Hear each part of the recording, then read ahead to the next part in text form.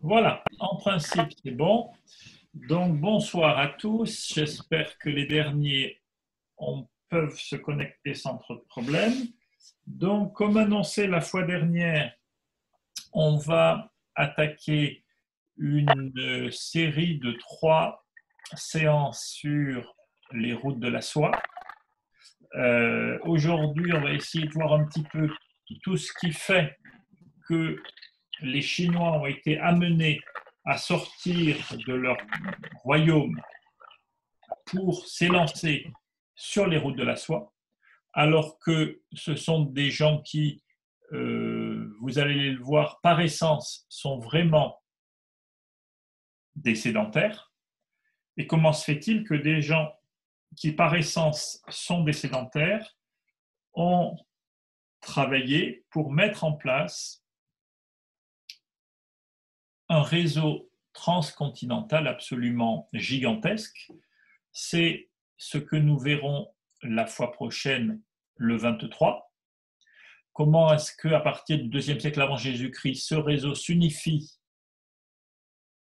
pour devenir, à part aujourd'hui, la plus grande entité connectée que le monde n'a jamais connue.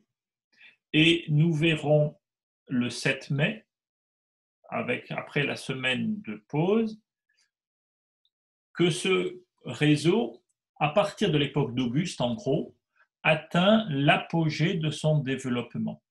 Et donc, quand à partir de 30, 40, 50, 60 peut-être, les apôtres souhaitent se lancer, selon ce que Jésus leur demande, dans un vaste mouvement d'évangélisation à l'échelle du monde, ils ont à leur disposition le réseau le plus efficace qui n'ait jamais été constitué, dans lequel les Hébreux jouent, nous y reviendrons, un rôle déterminant.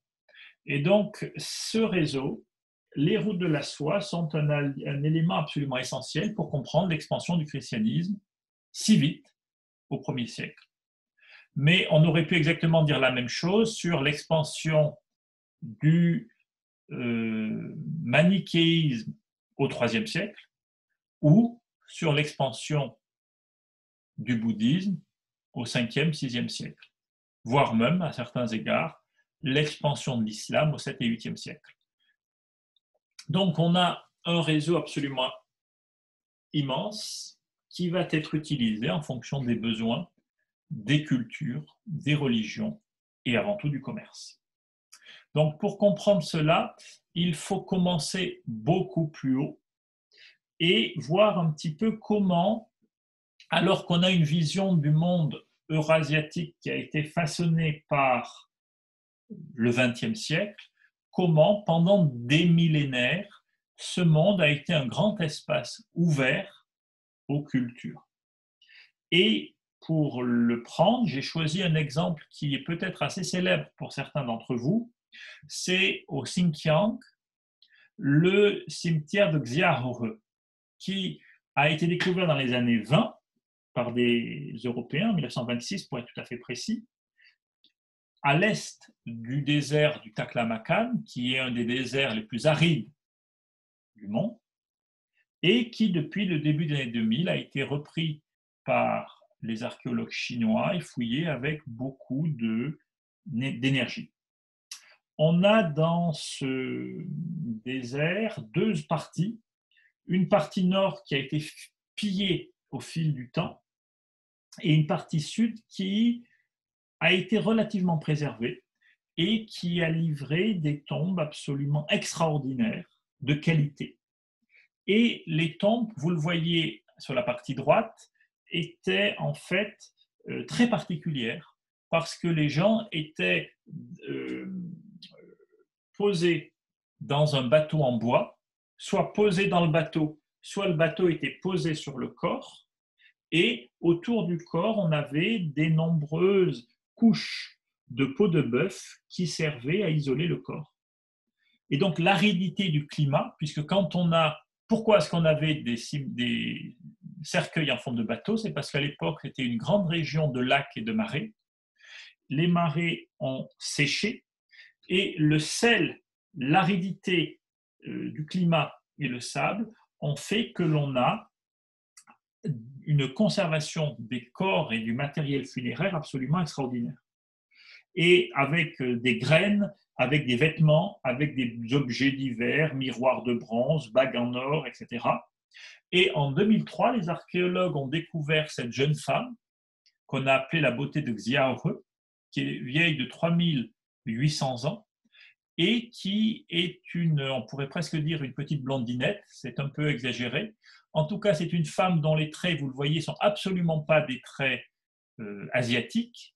C'est une femme qui vient, en tout cas dont les ancêtres viennent du Moyen-Orient.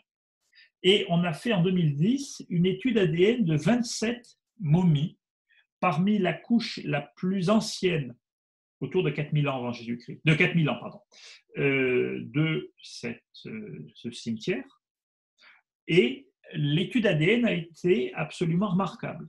Sur ces 27 momies, quand on a étudié l'ADN mitochondrial, c'est-à-dire cet ADN qui se transmet de mère à fille, on s'est rendu compte que les femmes venaient pour partie de l'Eurasie de l'Est, donc on va dire de la Chine actuelle, pour partie de l'Eurasie de l'Ouest, c'est-à-dire le Moyen-Orient. Par contre, l'analyse des hommes montre que la totalité de l'ADN qui se transmet de père à fils de ces 7 hommes dont on a étudié complètement l'ADN est un ADN qui vient de l'Eurasie de l'Ouest. Et donc, on a pu montrer que cette oasis, ce cimetière, est un témoin d'une vague d'éleveurs de bétail et d'agriculteurs qui est venue du croissant fertile de la Mésopotamie, du Moyen-Orient, et qui progressivement s'est déplacé d'est en ouest sur quelques milliers de kilomètres, puisque l'Eurasie, c'est là, enfin le Moyen-Orient, c'est là, et l'oasis, le désert de Xiaohe, c'est au milieu du désert du Taklamakan, plutôt dans sa partie orientale, où j'ai mis le point rouge. Et donc, on a un déplacement des populations avec vraisemblablement une alliance avec les populations locales qui fait que par alliance, les femmes ont rejoint ce groupe de population et qui explique que la population de ce cimetière est beaucoup plus diversifiée pour ce qui est des femmes que pour ce qui est des hommes. Vraisemblablement, ils ont continué leur migration vers l'Est et ça nous permet de voir que depuis que les sociétés humaines existent en Eurasie, les circulations à longue échelle ont existé. Ce cimetière de Xiaohe est également très intéressant pour nous parce que dans une de ces tombes, dans plusieurs tombes, on a découvert quelque chose sur la poitrine des défunts. Et en 2011, on a étudié cet objet et il s'est révélé que ces populations ont été parmi les premières populations au monde dont on a une attestation archéologique à cultiver une sorte de fromage, mélange de lait de vache et de lait de chèvre. En tout cas, cela nous montre l'ancienneté de la circulation à l'échelle de l'Eurasie et cela nous permet également de comprendre pourquoi la soie cultivée en Chine s'est trouvée en infime quantité, mais c'est quand même trouvé dans des tombes du Bad Württemberg en Allemagne au 7e siècle avant Jésus-Christ, dans des tombes des habits portés par une femme d'âge mûr en Égypte vers 1000 avant Jésus-Christ, ou encore dans des sépultures de la Grèce continentale au 5e siècle avant Jésus-Christ. Il y a là des cadeaux fastueux qui, de cours en cours de la Chine, ont rejoint en probablement plusieurs siècles le bassin méditerranéen, mais on est sur quelque chose d'extrêmement limité en termes de quantité. Et donc, il faut comprendre comment est-ce qu'on passe de quelque chose qui est un cadeau de grand luxe, fait d'aristocratie à aristocratie, sur l'ensemble de l'Eurasie, à quelque chose qui est quantitativement sans nulle comparaison aux alentours, on va dire, de notre ère. Donc, pour répondre à cette question, on va d'abord, et ce sera le point principal aujourd'hui, analyser qu'est-ce que la soie et comment est faite la soie avant le début des routes, donc en Chine. Et on va voir que progressivement, l'État chinois va se trouver avec des quantités de soie extrêmement considérables qu'il n'avait absolument pas l'intention de vendre en dehors du monde chinois. Et donc, dans un deuxième temps, on va essayer de comprendre qu'est-ce qui a forcé les Chinois à sortir de leur royaume, ou en tout cas à faire rentrer les étrangers, à faire rentrer les barbares pour leur acheter de la soie. Donc, voilà. La soie est, comme le thé, consubstantielle à la culture chinoise. Et la tradition ancienne attribue à un des premiers empereurs, à un des empereurs mythiques de la tradition chinoise, Wang Di, toute une série d'arts, en gros les bases de la civilisation. Là, je vous ai mis un bas-relief, le relevé d'un bas-relief de l'époque Han, où vous voyez sur le côté une légende en idéogramme chinois qui peut se lire « On doit à l'empereur jaune, Wang Di, de nombreuses inventions et transformations. Il a inventé les armes, délimité les champs, inventé les vêtements, fondé les palais et les habitations. » En gros, on peut dire que derrière cet empereur jaune, cet empereur mythique, il y a le début de ce qu'on appellerait la néolithisation, le moment où les populations se sédentarisent, développent l'agriculture et à peu près toutes les bases de la culture. Il aurait vécu, Wang Di, il aurait vécu, selon le calcul d'un jésuite du XVIIe siècle, entre 1697 et 1597. Et ce calcul basé sur les traditions chinoises a longtemps fait rigoler les spécialistes. Parce qu'à l'époque, la Chine était un ensemble de tribus en cours de sédentarisation et on se demandait qu'est-ce que la Chine pouvait avoir à faire avec la culture de la soie. Or, et surtout que, avant de vous dire la suite, il faut que je vous dise également cela, c'est son épouse principale, Lei Zhu, qui est en fait la femme qui invente la soie. Et la tradition est très belle, c'est pour ça que je me permets de vous la rapporter. Elle était avec son mari en train de boire le thé sous un mûrier quand une servante lui sert du thé bouillant et avant qu'elle commence à le boire, un cocon de soie tombe dans son verre, enfin dans sa tasse. Et donc, elle essaie de l'attraper, elle commence à dévider comme ça de la soie. Et c'est de cette légende qu'est partie la soie et le dévidement de la soie. Et c'est absolument lié à cette impératrice, puisque son nom même, comme vous le voyez, est formé de l'idéogramme Mi qui sert à écrire la soie. Vous le voyez dans les deux formes, ici et là, qu'on a utilisé l'idéogramme donc de la soie. Voilà. Et quelle n'a pas été la surprise quand, dans les années 20, les archéologues chinois ont découvert dans des sépultures néolithiques, dans divers villages, des fragments de soie datant à quelques dizaines d'années près, à quelques générations de l'époque de l'empereur mythique Wang Di.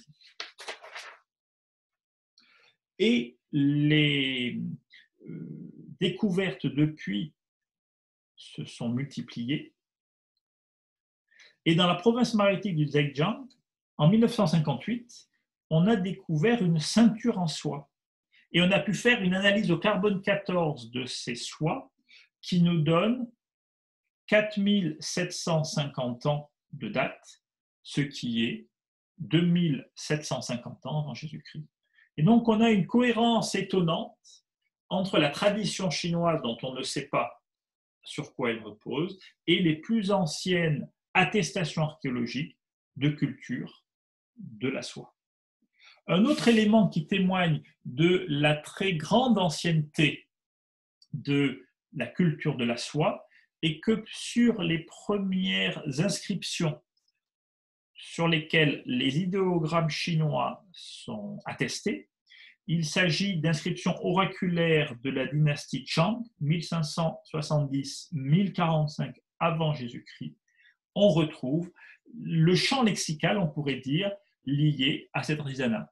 On retrouve Kan, le ver à soie, Sang, le mûrier, et Xi, la soie. Et c'est sur cet idéogramme-ci qu'a été formé, qui se prononçait Tse, qu'a été formé, à cette époque-là, qu'a été formé le mot, le nom, qui est à l'origine du nom de la Chine pour les Grecs, puis pour les Romains, puisque pour les Grecs et pour les Romains, l'Empire du Milieu, c'est le royaume des serfs. Donc c'est le royaume de ceux qui cultivent la soie. Mais pour le dire clairement, ceux qui cultivent la soie, c'est avant toute chose les femmes. Parce que la soie, durant des millénaires, est avant tout une affaire de femmes, de transmission de génération en génération. C'est la grand-mère qui explique à ses petites filles comment il faut nourrir le ver quand il est tout petit, avec des feuilles fraîches de mûrier, l'alimenter plusieurs fois par jour en feuilles de soie fraîches, en feuilles de mûrier, des feuilles fraîches, oui, nettoyer les endroits où il y a ces vers qui grossissent progressivement pour pas que des maladies et la pourriture puissent gêner leur croissance. Donc, les nourrir pendant plusieurs semaines, ce qui explique qu'en Chine, il y a sur tous les bas-côtés des dizaines de milliers de mûriers.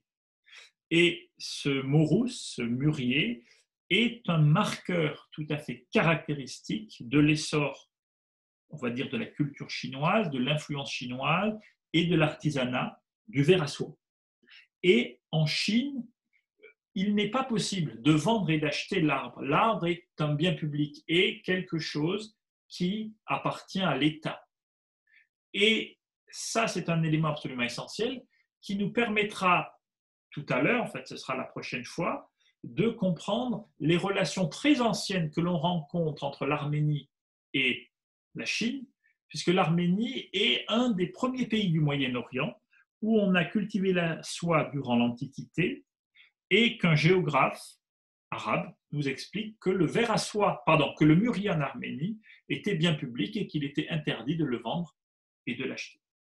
Je referme la parenthèse proche-orientale pour revenir au mûrier, qui, que ce soit le mûrier noir ou le mûrier blanc, est originaire de la plaine de Chine centrale et que l'on a donc dans tous les villages.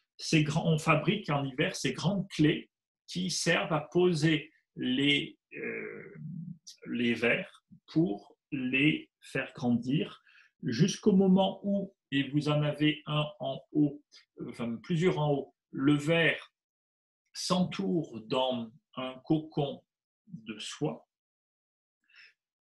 et cet unique fil de soie dont le ver s'entoure peut faire jusqu'à 2 km. Et une fois le cocon formé, il faut l'ébouillanter et le dévider. Et en général, on réunit des centaines de fils en un seul brin, et ce fil dévidé, réuni en brins, en fil de soie, va devenir ce que l'on appelle la soie grège, la soie pure, la soie naturelle. Vous en avez 2 photos sous les yeux. Et si jusqu'à présent, la soie est une affaire de femmes, des millions de petites mains de femmes, génération après génération, ces 4 derniers millénaires, se sont occupées de faire croître les vers et de préparer des fils de soie. À partir du moment où la soie est défilée et qu'elle est grège, la soie cesse d'être une affaire de femmes pour devenir une affaire d'État. Et l'État chinois a eu le plus grand soin de la culture de la soie et de l'artisanat qui y était lié. Et pendant tout le premier millénaire avant notre ère, on a un développement d'un artisanat de la soie qui est absolument extraordinaire, de fils de soie, de vêtements en soie, d'incrustations de soie dans d'autres vêtements. Et dès l'époque des royaumes combattants, donc on est entre 403 et 221 avant Jésus-Christ, l'industrie de la soie a déjà atteint son plein développement. La soie, bien sûr, est un monopole impérial. À partir du moment où la soie est dévidée, et donc on a de la soie grège, elle rejoint des ateliers impériaux, et c'est les ateliers impériaux qui ont la charge de confectionner les brocarts, les tissus légers, les gazes, les crêpes et les lourds tissus comme le velours. Cette variété de tissage que l'on trouve dans l'artisanat de la soie durant l'Antiquité est attestée dans les tombes de l'époque des royaumes combattants. Et on a trouvé dans ces tombes, conservées bien sûr dans des situations tout à fait exceptionnelles, sinon normalement les tissus sont détruits, on a découvert en tout cas des tissus d'une finesse et d'une qualité absolument extraordinaire. La soie était en priorité réservée à la famille impériale et aux élites chinoises, et était offert comme cadeau aux vassaux de l'empereur. Et ce sont ces cadeaux faits aux vassaux de l'empereur qui, de cadeau en cadeau, vont progressivement, sur plusieurs générations, se retrouver dans les tombes égyptiennes, dans les tombes des Celtes d'Allemagne du Sud ou dans les tombes de Grèce. En tout cas, il était interdit de faire sortir des frontières sous forme de cadeaux autre chose que des vêtements tissés en soie. Ce qui fait que pratiquement jusqu'à la fin de l'Antiquité, les Grecs et les Romains ignoraient d'où venait la soie. Ils pensaient que c'était une plante. Donc la soie est un monopole impérial et il est interdit de vendre autre chose, je le répète, que des habits. Donc la soie grège, l'approcher des frontières amène quasi obligatoirement à être puni de mort, et révéler les secrets de l'artisanat, j'en parle même pas. Et pourtant, à partir d'une époque que l'on connaît, les Chinois ont été amenés à vendre de la soie en plus grande quantité. Et quelque part, c'est la soie qui explique et qui accompagne l'expansion de la Chine. Pourquoi ? Alexandre, lors de son épopée, n'a absolument pas connu, alors qu'il est allé jusqu'aux frontières de l'Himalaya, n'a absolument pas connu ni la soie, ni les Chinois. Et les sources chinoises ne savent rien de son épopée. Et donc, il faut attendre pratiquement encore un siècle pour que les Chinois soient confrontés à l'expansion d'un vaste empire, les Yongle, qui, à partir de 210, 220 avant Jésus-Christ, vont former donc le vaste empire qui est en vert sur la carte et qui vont se mettre à faire des campagnes de razzia pour rasier, pour piller les populations chinoises et sédentaires de l'intérieur du pays. Et cela va amener plusieurs des royaumes combattants à se lancer dans une grande et vaste campagne de conquête pour essayer de repousser les Yongnu. Et là, on a un deuxième marqueur très fort de la culture chinoise, c'est la crainte des nomades et la volonté de s'armer pour les repousser. Les Yongnu vont être progressivement contenus, puis repoussés. On a Faustus de Byzance qui nous dit qu'en 376, les Yongnu ont conquis le nord de la Caspienne et le Caucase, donc à la fin du IVe, et les Yongnu, encore un siècle après, vont dévaster l'Empire romain sous la direction de leur chef Attila et sous l'appellation de Hun, tels qu'on les appelle dans les sources occidentales. Et donc, si vous voulez, il y a vraiment une espèce de grande communauté de destin entre les Chinois et l'Empire romain pour s'opposer, pour subir les problèmes des Yongnu. Yongnu étant postulés par les Mongols, par les Touraniens, par les Turcs comme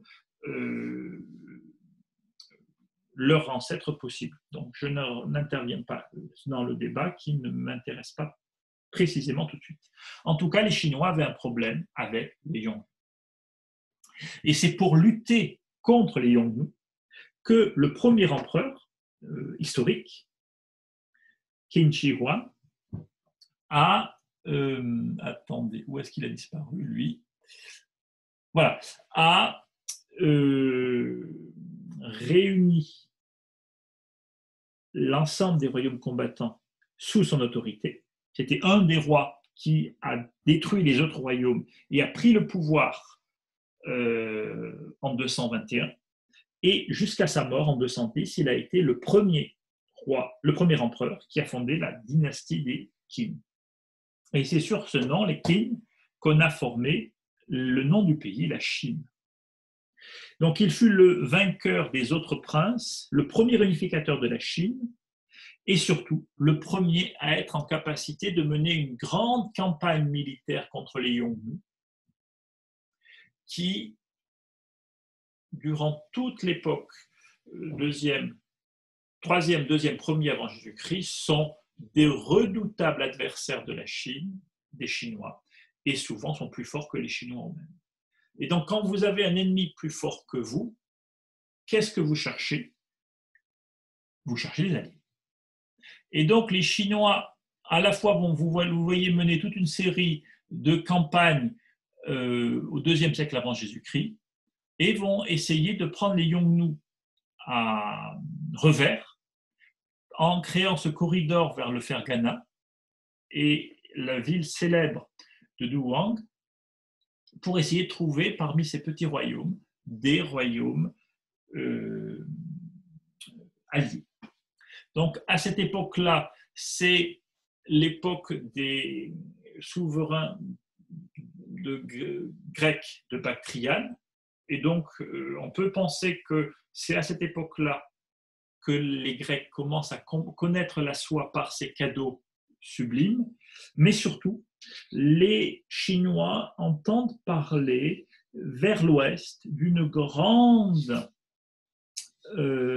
puissance qui est donc qu'ils connaissent mal et des gens très forts, nomades, avec des chevaux qui pourraient les aider à combattre les Yongnu.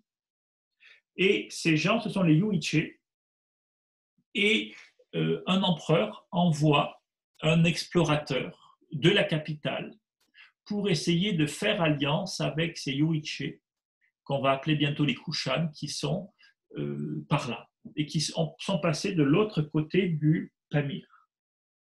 Et donc l'empereur Han Wudi, qui règne de 141 à 87 avant Jésus-Christ, en même temps qu'il fait donc toutes ces offensives contre les Yuiche, contre les Huns, envoie un ambassadeur, Zhang Qian, en 838 pour essayer de trouver ces Yuiche et faire alliance avec eux.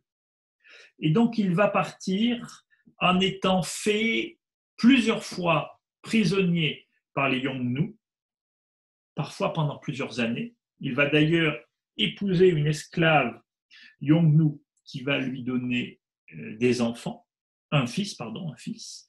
Et sa mission va durer 11 années, qui va lui faire passer des moments absolument terribles. Les fragments que l'on a de son rapport sont absolument terribles, parce qu'il dit qu'il mangeait en plein vent, dormait dans la rosée, ce qui, dans le mode d'expression des Chinois, est vraiment l'épreuve du plus grand inconfort possible pour remplir sa mission. Donc il va aller donc peut-être que cette carte est mieux, le bassin du Pamir, rencontrer tous les petits royaumes qui sont autour. Aucun des rois n'envisage même de faire alliance avec l'empereur de Chine contre un ennemi qui est supérieur en force à chacun d'entre eux. Mais c'est là où il va se rendre compte qu'il y a des choses extraordinaires, notamment du raisin, notamment des carottes, notamment du sésame, notamment de l'ail. Et donc on voit qu'il y a vers l'ouest des lieux riches, prospères, avec lesquels il y aurait intérêt à s'entendre. Mais il voit surtout quelque chose d'absolument extraordinaire qui va complètement fasciner l'ambassadeur, l'empereur après lui, et le monde chinois de manière générale. Ce sont ces chevaux extraordinaires, ces grands chevaux forts qui peuvent traîner un cavalier et une armure carapassonnée. Ces chevaux sont élevés tout autour du désert du Taklamakan et surtout autour du Ferghana. Et il revient à la capitale en 226, fait un rapport de voyage qui se trouve consigné pour partie dans 2 sources chinoises, et il va surtout raconter l'histoire de ces chevaux qui vont tellement fasciner les Chinois qu'ils vont les appeler les chevaux célestes. Et donc l'empereur va changer la législation impériale qui interdisait l'export massif de soie pour pouvoir avoir une monnaie d'échange, pour pouvoir obtenir des chevaux. Et donc, il va mettre en place un système qui lui permet d'échanger des milliers de chevaux. Et pour obtenir pour la guerre des milliers de chevaux, il va accepter de donner aux différents rois de la zone du Ferghana et du Taklamakan des tonnes et des tonnes de soie. Et donc, c'est le début d'un changement dans la culture chinoise et d'un mouvement très fort vers l'ouest qui va amener donc les Chinois dans la zone, toute la zone de ce qu'eux considèrent leur extrême occident jusqu'à l'Himalaya et au Pamir. Donc là, vous avez représenté le départ de Zhang Qian qui prend congé de l'empereur Wudi au moment de son premier voyage en donc 139, c'est l'initiative, c'est plutôt 138 avant Jésus-Christ, sur une fresque bouddhique du 7e siècle. Et c'est la seule figuration réelle que l'on ait de ce voyage, même s'il est très postérieur, c'est pour ça que je vous l'ai mise. En tout cas, il part de Luoyang et il essaie de retourner dans le bassin du Taklamakan et autour du lac d'Isékeul dans le Ferghana pour négocier une alliance, si possible, que l'on n'appelle pas encore soumission, une alliance et l'envoi de chevaux. Et le lac d'Isékeul, vous l'avez là, joue un rôle absolument décisif parce qu'en été, vous pouvez élever des chevaux en quantité partout. En hiver, à des milliers de mètres d'altitude, il y a de la neige partout et vous ne pouvez rien faire. Le lac d'Iséquel est un des seuls lieux où, été comme hiver, vous avez une masse d'eau suffisante pour avoir un climat relativement clément et avoir de l'eau et du fourrage en quantité. Et donc on voit les Chinois essayer de mettre en place une relation diplomatique d'abord, économique ensuite, qui va permettre l'approvisionnement en milliers de chevaux. Avec un problème très grave, je vais vous parler du problème dans un instant, mais déjà, je vous dis qu'il y a donc avec ces différents royaumes un échange, et on va avoir comme ça du vivant de l'empereur, vous dit, 3 envois de 1000 chevaux chacun, et chevaux et juments bien sûr, avec cette idée qu'on a besoin de chevaux pour se constituer des haras. Mais en Chine continentale, dans les grandes vallées côtières ou les vallées du fleuve Jaune et des grands fleuves, on a la mousson. Et le climat de la mousson ne convient pas à ces chevaux habitués à des climats montagnards. Et au bout de quelques générations, les chevaux s'abâtardisent. Deuxième problème majeur, la Chine est un pays sédentaire, agricole, où tous les espaces utilisables pour l'agriculture sont utilisés. Et donc l'idée de conserver des espaces incultes pour que les chevaux puissent, qu'il y ait de l'herbe que les chevaux puissent consommer, est vraiment quelque chose qui est profondément étranger à la culture chinoise. Et on va avoir en permanence une volonté de réduire ces pâtures pour pouvoir les rendre plus efficaces et donc cultiver dessus.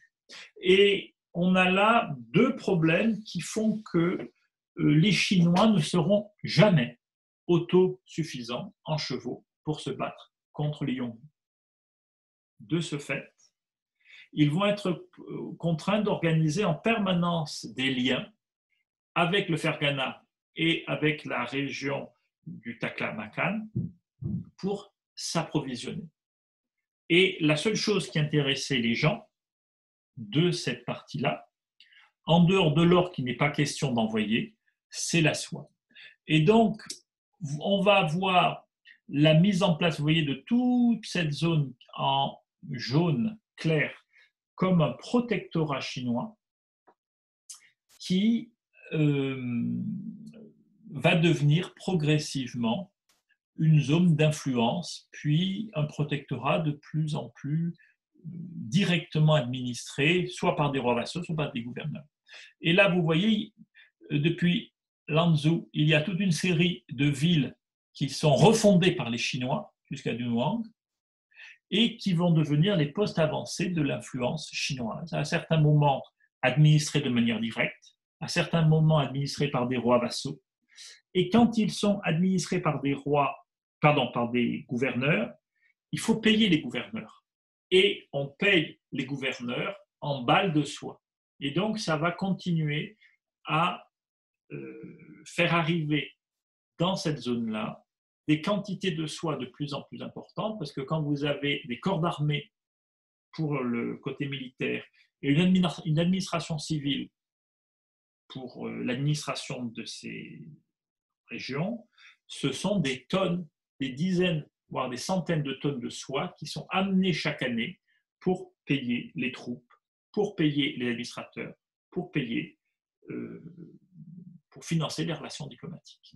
Et donc, les Chinois vont entrer au fin du 3e, 2e et complètement 1er siècle avant Jésus-Christ dans une dialectique d'échange entre ces barbares occidentaux et l'Empire du Milieu. Et c'est ce mouvement-là qui est à la base des routes de la soie. Voilà. Donc, je vous dis simplement que l'alliance avec les Kushan ne sera jamais effective. Les Kushan, au 1er siècle de notre ère, vous le voyez, vont conquérir un immense territoire de l'autre côté du Pamir, mais ils ne se sentiront jamais, excusez-moi, ils ne se sentiront jamais de force à attaquer les Yongle, qui de toute manière, vous le voyez, sont très éloignés. Et c'est les Chinois qui vont progressivement construire la fameuse muraille de Xi pour les contenir et progressivement, les faire aller le plus à l'Occident possible jusqu'à ce que l'Empire Yongle se disloque et qu'une partie de la population, je l'ai dit, se jette vers les royaumes occidentaux. Donc aujourd'hui, je ne vais pas dépasser la frontière naturelle du Pamir et ce n'est que la fois prochaine que l'on verra l'étape d'après, c'est-à-dire que l'on verra comment les royaumes de Tours du Taklamakan vont s'organiser, soutenus très activement par les fonctionnaires chinois, pour développer ce que l'on va progressivement appeler les routes de la soie. Mais les routes de la soie, c'est une terminologie européenne, allemande du 19e siècle. Les Chinois, et c'est tout un symbole, eux parlent de la route des chevaux. C'est la route qui leur permet d'assurer leur approvisionnement en chevaux. Et un dernier fait, pour bien comprendre la mise en place de cet ensemble, il faut comprendre que les Chinois ne se sont jamais déplacés sur les routes de la soie. Et au 19e siècle, je vais quand même vous le montrer, même si j'étais passé un peu vite tout à l'heure, au 19e siècle, on avait une vision qui était que d'un côté, il y avait les négociants chinois qui arrivaient jusqu'au Pamir, vous voyez, route des négociants chinois, et de l'autre côté, on avait la route des négociants grecs. C'est une vision qui est basée sur les textes de Ptolémée, un auteur grec, un géographe grec très important du IIe siècle de notre ère, mais qui ne repose sur rien, parce que les négociants chinois ne se sont jamais aventurés aussi loin de leur pays.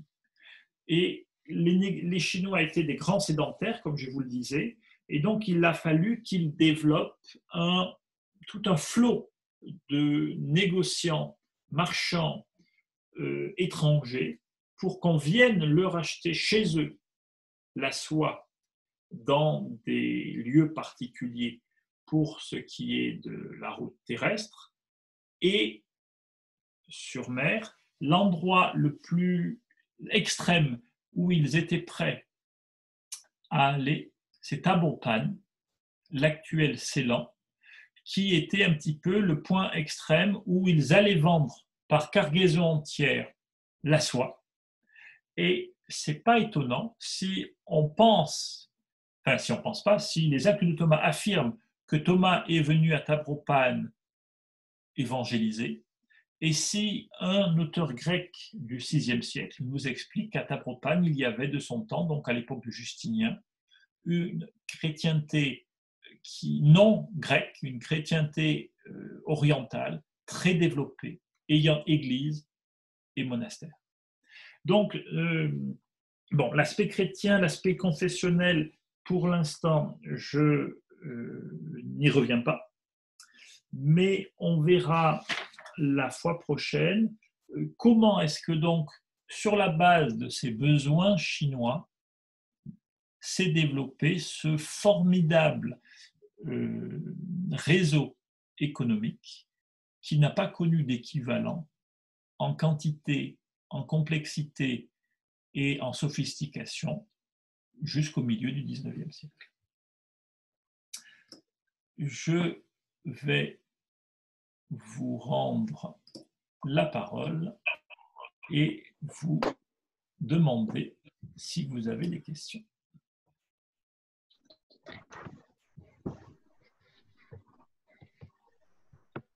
Voilà.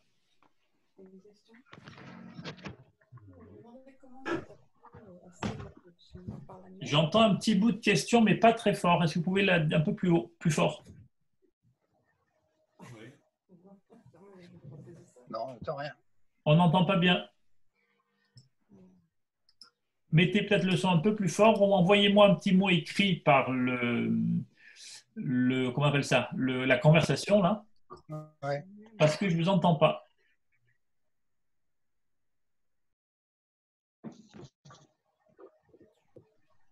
Maxime, Oui.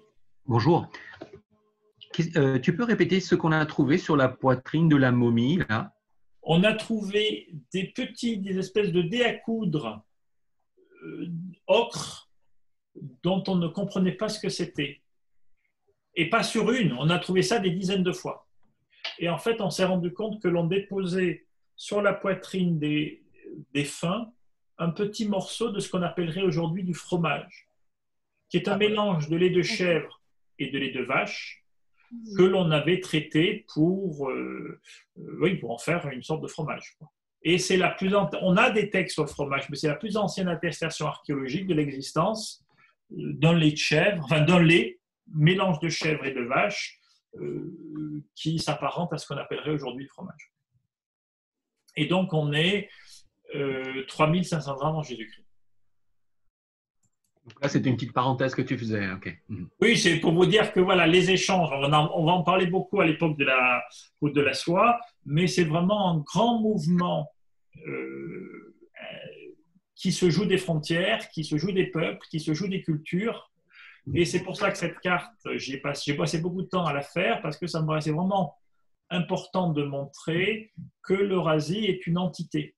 On a depuis en gros le 19e siècle la mise en place, même 18e, fin du 18e, bon, 18e, mise en place des empires coloniaux européens. Par exemple, si on prend le cas de l'Inde avec les collègues indiens avec lesquels je travaille beaucoup ces jours-ci, ce qu'ont fait les Anglais, alors que vous le verrez la fois prochaine, l'Inde s'est construite dans ses échanges permanents maritimes et terrestres avec tous ses voisins.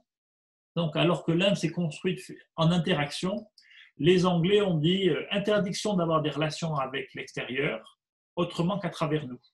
Et donc, l'expression que j'ai donnée aux Indiens qui ont a priori compris et apprécié, c'est l'idée de mettre l'Inde sous cloche. Le seul vecteur qui permettait d'avoir des relations entre le monde indien et l'extérieur, c'était le média britannique, qui est une rupture complète avec toute l'histoire indienne. Et j'ouvre une parenthèse dans la parenthèse, c'est cette vision-là que les nationalistes hindous continuent à véhiculer aujourd'hui.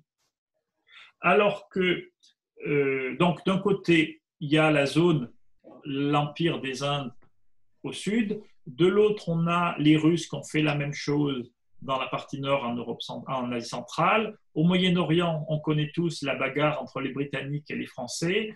Dans les comptoirs chinois, on a aussi des bagarres au 19e siècle. En tout cas, on a fragmenté cet espace. Ce qui fait qu'aujourd'hui, on continue à avoir une approche de cet espace qui est complètement fragmenté. L'Iran d'un côté, le Moyen-Orient de l'autre, le Caucase, l'Asie centrale, l'Inde, la Chine, l'insule Inde, etc., etc. Alors qu'en fait, on ne peut vraiment comprendre cet espace absolument immense que par des interactions permanentes. Des interactions permanentes depuis les origines et des interactions permanentes au niveau politique, diplomatique, économique, culturel, religieux, etc., etc.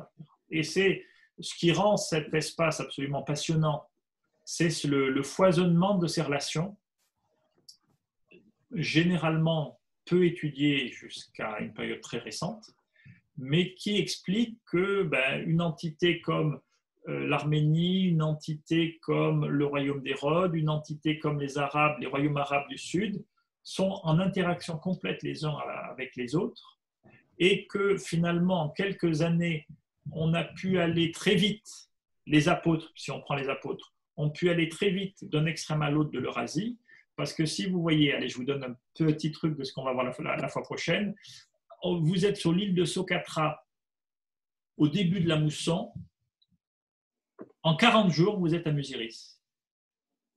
C'est-à-dire que si vous calculez bien vos affaires, en 1 mois et demi, en 2 petits mois, vous allez d'Alexandrie à Musiris. Et on a un texte de Strabon que je vous montrerai la fois prochaine qui nous explique qu'il y a 120 bateaux qui chaque année font la liaison. Si on rapporte 120 bateaux à 52 semaines, ça fait 2 bateaux par semaine. C'est-à-dire que c'est un charter. Évidemment, ce n'était pas comme ça que ça fonctionnait, parce que ça fonctionnait, je vous l'expliquerai, à cause de la mousson. Mais en tout cas, on a des relations extrêmement courantes.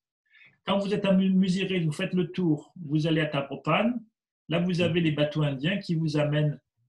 On ne voit pas ta carte, Maxime. Ah, vous ne voyez pas ma carte. Alors ça, c'est vraiment dommage, parce que s'il n'y a pas la carte, j'ai envie de dire qu'il n'y a aucun intérêt à ce que je raconte. Attendez voir. Si je fais ça, et si je fais ça, est-ce que c'est mieux? Est-ce que ça va mieux là? Non. Oui, c'est bon. C'est bon. Voilà, donc Socatra est là. Socatra, Alexandrie, c'est 3 semaines, 4 semaines, allez. Socatra, Kranganor, Musiris, 40 jours. Taprobane, Aizu, 3 mois. Donc en 6 mois, tranquillement, vous pouvez aller d'Alexandrie à Aizu. Et de Maïchan, c'est quasi plus rapide et plus facile parce que vous ne dépendez pas de la mousson. Maïchan, c'est là, vous voyez, dans le sud de l'Iran, de la Mésopotamie actuelle. Et pourquoi tu bouges toi? Voilà. Donc là, vous avez des trajets parfaitement maîtrisés, très faciles et très rapides, entre le 2e avant et le 2e, 3e après. Donc, si vous voulez, bon voilà, je ne vais pas trop en dire, sinon ça ne sert à rien qu'on vienne la semaine prochaine. Est-ce qu'il y a une autre question? Mais les Mongols, en fait, ils n'avaient pas de chevaux apparemment, parce que là, tu viens de dire qu'en fait, les chevaux sont arrivés de la plaine arabique, c'est ça? Ah non, les Mongols et avant les Mongols, les Yongnu ont des petits chevaux, très bas, mais très maniables. Donc, pour faire de la razzia et pour faire des courses très rapides, c'est extrêmement pratique. Et pour arriver à contrer des gens qui sont d'extraordinaires cavaliers, qui ont un arc absolument fabuleux et qui ont des chevaux très maniables, l'infanterie chinoise se faisait avoir tout le temps. Et donc, ce qu'il a fallu, c'est mettre au milieu de l'armée chinoise un grand corps de grands chevaux, un peu comme les bosserons actuels, où le cheval pouvait supporter 100 à 120 kilos d'un cavalier carapassonné, plus 50 à 60 kilos d'armure. Et on a là des grands corps d'armée qu'on appelle au Moyen-Orient des cataphractaires, j'y reviendrai, qui permettent de soutenir ces charges et non seulement de soutenir le choc, mais d'avancer, de briser ces corps de Yongnu qui sont des chevaux extrêmement qui ont des chevaux extrêmement maniables et extrêmement efficaces. Et cette opposition Yongnu, puis Touranien, puis Mongol, puis jusque dans les années 1880 et chinois, c'est une des lignes de force de l'histoire de la Chine et de l'Eurasie, c'est 2 millénaires et demi, 2 derniers millénaires. D'accord. Autre chose? Hop. Bon, alors à ce moment-là, il est 58. Je vous souhaite une bonne soirée, confinée, mais bonne quand même. Et on peut se retrouver la semaine prochaine. Merci beaucoup. Merci. Merci. Merci, au revoir. Au revoir.